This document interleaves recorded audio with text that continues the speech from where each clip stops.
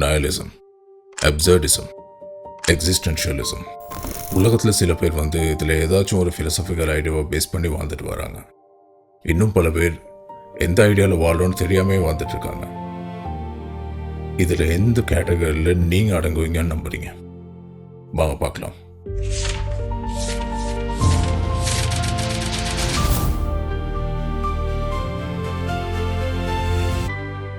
ரொம்ப டிப்ரெஸிங்கான ஐடியாவிலேருந்து ஆரம்பிப்போம். நயலிசம்னு சொல்லும்போது நத்திங் மேட்டர்ஸ் அப்படின்ற ஒரு விஷயம் தான் நம்ம மனசில் தோணும். அதாவது வாழ்க்கையில் எந்த விஷயமும் பிரயோஜனம் இல்லை அப்படின்னு தோன்றவங்க தானே நயலிசம்னு சொல்லுவாங்கன்னு நினைப்பீங்க. ஆனால் நயலிசம் அப்படின்றத கொஞ்சம் எளிமையாக விரிவாக உங்களுக்கு நான் சொல்கிறேன். அப்புறம் நீங்கள் முடிவுக்கு வரலாம். 10 வருஷமாக ஒரு தொழிலில் இருக்கீங்கன்னு வச்சுக்கோங்க. ரொம்ப ஹார்ட் ஒர்க் பண்ணுறீங்க, நிறைய சம்பாதிக்கிறீங்க, ஒரு அழகான வீடு கட்டுறீங்க, உங்களுக்கு கல்யாணம் ஆயிடுச்சுன்னு வச்சுக்கோங்க. நீங்கள் காலையில் எழுந்திரிச்சு உட்காந்து யோசிக்கிறீங்க, இதெல்லாம் நான் எதுக்காக செஞ்சிட்ருக்கேன் அப்படின்னு. வாழ்க்கை அப்படின்றதுக்கு அர்த்தம் உண்டே இல்லையா? இந்த உலகத்துக்குள்ளே நான் வந்திருக்கிற காரணம் என்ன? அந்த கேள்வி தான் நயலிசம். ஆனால் நயலிசம் அப்படின்றது ஜஸ்ட்டு மனசை உடஞ்சி போய் மன உளைச்சலில் ஒருத்தருக்கும் அதை அழுந்துட்டு புலம்பிட்டு இருக்கிறதெல்லாம் நயலிசம் கிடையாது. உங்கள் வாழ்க்கை உட்பட நீங்கள் எல்லாத்தையும் ஒரு கேள்வியாக பார்த்தீங்கன்னா அதுதான் நயலிசம். ஆனால் இந்த ஒரு ஐடியா இருக்கு இல்லையா, இது நம்ம எல்லாரையும் தாண்டி ஒரு ஃபிலோசபருக்கு பயங்கரமாக வந்துடுச்சு. அவர் தான் Friedrich Nietzsche. Twilight of the idols அப்படின்ற ஒரு புக்கில் நீச்சே ஒரு வரியொன்று எழுதிப்பார். அது என்னன்னா, he who has a why to live can bear almost anyhow அப்படின்ற ஒரு வரி எழுதிப்பார். அதை கொஞ்சம் சிம்பிளாக சொல்லணும்னா, உங்கள் வாழ்க்கையில் ஒரு பர்பஸ் இருந்தால் மட்டும்தான் உங்களால் எந்த ஒரு தடங்கள் வந்தாலும், குறைபாடு வந்தாலும், கஷ்டங்கள் வந்தாலும் அதை கடந்துட்டு போகிறதுக்கான மனசு உங்களுக்கு வரும் அப்படின்னு சொல்லி நீச்சே எழுதியிருப்பார். ஸோ உங்களோட வாழ்க்கையோட அர்த்தத்தை தெரிஞ்சுக்கிற வரைக்கும், இந்த உலகத்தில் எதுக்கு வந்திருக்கீங்கன்ற பிரயோஜனத்தை தெரிஞ்சுக்கிற வரைக்குமே எல்லாரோட மனசுலேயும் நயலிசம் அப்படின்றது இருந்துட்டு தான் இருக்குது. அடுத்ததாக அப்சர்டிசம். இப்போ தான் ஆல்பர்ட் கேமஸ் உள்ளே வர்றாரு. உங்கள் லைஃப் ஒரே பேட்டர்னில் போயிட்டு இருக்க மாதிரி நினச்சி வச்சுக்கோங்க. அதாவது நீங்கள் காலையில் எழுந்திருக்கீங்க, வேலைக்கு போகிறீங்க, திருப்பி வீட்டுக்கு வரீங்க, பில்ஸ் எல்லாம் கட்டிடுறீங்க, சாப்பிட்றீங்க, ஃபோனை நோண்டிக்கிட்டு இருக்கீங்க, தூங்கிட்டுறீங்க, மறுபடியும் காலையில் எழுந்திருக்கீங்க. இதே மாதிரி மறுபடியும் வாழ்ந்துட்டே இருக்கீங்க. ஆனால் ஒரு நாள் காலையில் எழுந்திரிச்சு உங்களுக்குள்ளே ஒரு கேள்வி கேட்டுக்கிறீங்க, இதெல்லாம் எந்த பாயிண்ட்டுக்கு நம்ம பண்ணிகிட்ருக்கோம்? ஏன்னா உலகத்துக்கிட்ட நம்ம எத்தனை கேள்வி கேட்டாலும் அது பதிலுக்கு ஒன்றும் சொல்ல போகிறதில்ல, அமைதியாகவே இருந்துடும். நம்ம இவ்வளோ கேட்டும் ஒரு பதில் கிடைக்க மாட்டேங்குதுன்னு ஒரு டென்ஷன் ஒன்று வரும் இல்லையா? அந்த டென்ஷனை தான் ஆல்பர்ட் கேமஸ் தி அப்சர்ட் அப்படின்னு சொல்கிறாரு. ஆனால் கேமஸ் அப்சர்டிசம் அப்படின்ற ஒரு ஐடியாவை புரியப்படுத்தினது ஒரு ஏன்ஷியன் கிரீக் கதை மூலமாக.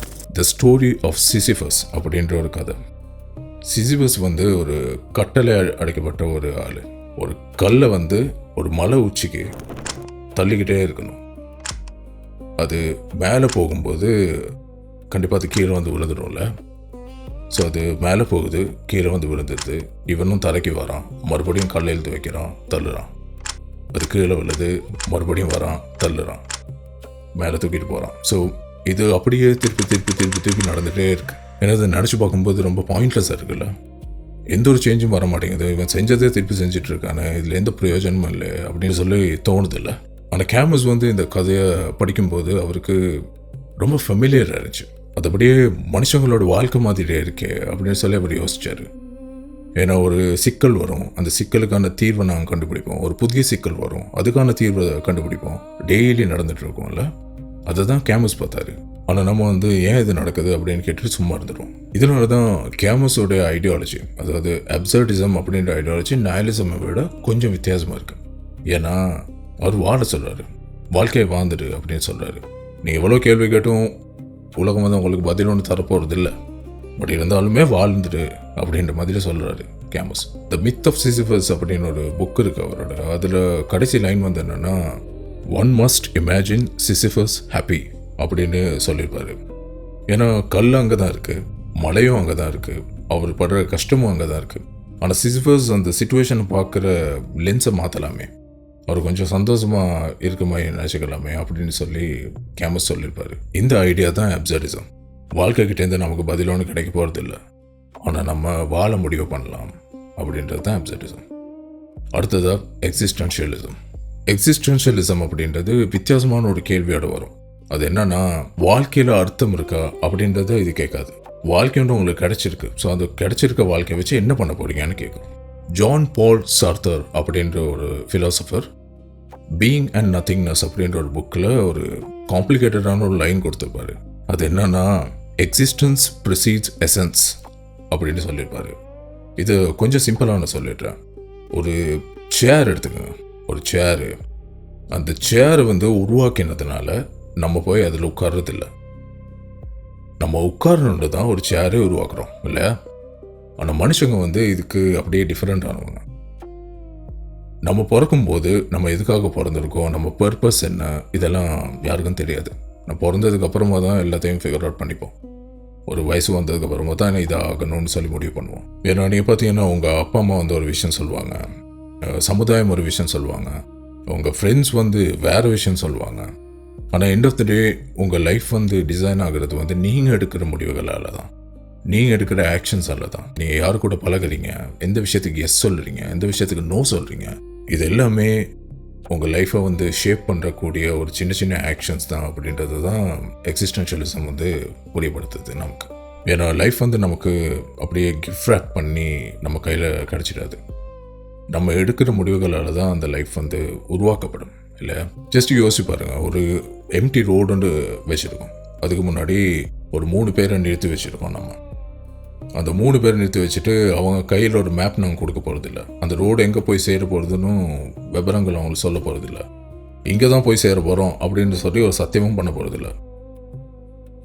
அவங்கள போக சொன்னால் முதல் ஆள் என்ன சொல்லுவான்னா, இந்த ரோடு எங்கேயும் போக போகிறதில்லப்பா அப்படின்னு சொல்லுவான். தட்ஸ் நைலிசம். 2வது ஆள் சொல்லுவான், இது கண்டிப்பாக எங்கேயும் போக போகிறதில்ல, பட் இருந்தாலும் நான் போகிறேன் அப்படின்வான். அதுதான் அப்சர்டிசம். 3வது ஆள் சொல்லுவான், எப்படியுமே என்ன நடக்க போகுதுன்னு எனக்கு தெரில, பட் இருந்தாலும் நான் போய் பார்க்குறேன், போயிட்டு எனக்கு பிடிக்கலன்னா வேறொரு ரூட்டில் போயிடுறேன் அப்படின்னு சொல்லுவான். அதுதான் எக்ஸிஸ்டென்ஷியலிசம். நீங்கள் பார்த்தீங்கன்னா ஒரு ரோடு தான், பட் 3 டிஃப்ரெண்ட்டான ரெஸ்பான்சஸ் நமக்கு வருதில்ல. இதுதான் ஃபிலோசாஃபிக்கல் ஐடியாஸோடைய சுவாரஸ்யமான ஒரு விஷயம்னு நான் நம்புகிறேன். ஸோ இந்த 3 ஃபிலோசாஃபிக்கல் ஐடியாஸில் எந்த ஐடியா லைஃப்பில் அப்ளை பண்ணால் நல்லாயிருக்கும்னு நம்புறீங்க? நீங்கள் பார்த்தீங்கன்னா நைலிசம் வாழ்க்கையோட அர்த்தம் என்னன்னு கேட்டுட்ருக்கு. இதே அப்சர்டிசம் அர்த்தம் ஒன்று இருக்கான்னு தெரில, பட் இருந்தாலும் நான் வாழ்ந்துடுறேன் அப்படின்றது. எக்ஸிஸ்டென்ஷியலிசம் லைஃபு கிடைக்கிது அப்படின்னா அந்த லைஃப்பை வச்சு நீங்கள் என்ன பண்ண போகிறீங்கன்னு கேட்குது. இதெல்லாம் தெரிஞ்சு வச்சுக்கிறதுக்கு நமக்கு ஃபிலோசஃபி டிகிரியோ இல்லைன்னா லிட்ரேச்சர் டிகிரியோ எதுவுமே தேவையில்லை. ஆனால் தெரிஞ்சு வச்சுக்கிறது ஒரு நல்ல விஷயந்தான் அப்படின்னு நான் நம்புகிறேன். வாழ்க்கையோட அர்த்தம் என்ன அப்படின்ட்டு கேட்குறது உண்மையான கேள்வி இல்லை. உங்களுக்கு கிடைக்கிற இந்த வாழ்க்கையை வச்சு நீங்கள் என்ன பண்ண போறீங்கன்றது தான் உண்மையான கேள்வி.